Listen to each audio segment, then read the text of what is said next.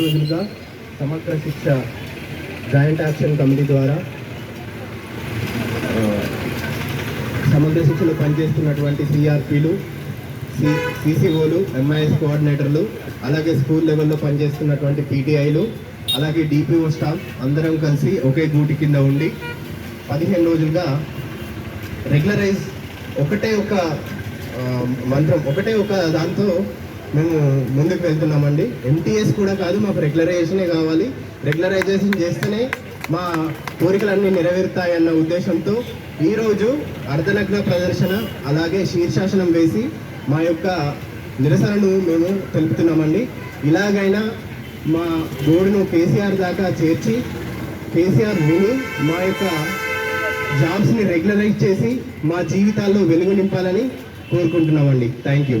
విద్యాశాఖలోని సమగ్ర శిక్ష ఉద్యోగులను ఈరోజు 15వ రోజు వినయ నిరాహార దీక్షలు నిన్నటి వరకు పూర్తి చేసి ఈరోజు సంపూర్ణ సమ్మెకు వెళ్ళడం జరుగుతుంది. ఈ రోజు నుండి గత 15 రోజులు కలిసినప్పటికీ ప్రభుత్వం నుండి ఎటువంటి సానుకూల స్పందన రాకపోవడంతో పూర్తి స్థాయిలో సమ్మెకు వెళ్ళడానికి సిద్ధమైనటువంటి మా యొక్క సమగ్ర శిక్ష ఉద్యోగులను అందులో భాగంగా ఈరోజు నిరసన కార్యక్రమం అయినటువంటి మేము అర్ధనగ్న ప్రదర్శన ద్వారా ప్రభుత్వ దృష్టికి మా యొక్క సమస్యలను తీసుకొని పోవాలని చేయడం జరిగింది.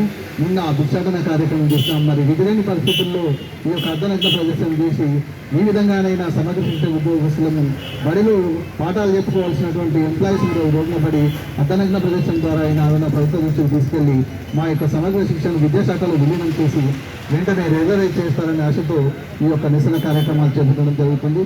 కాబట్టి ప్రభుత్వ పెద్దలు వెంటనే స్పందించి ఈ యొక్క విద్యాశాఖలో విలీనం చేసి వెంటనే సమగ్ర శిక్ష ఎంప్లాయీస్ అందరినీ రెగ్యులర్ చేయాలని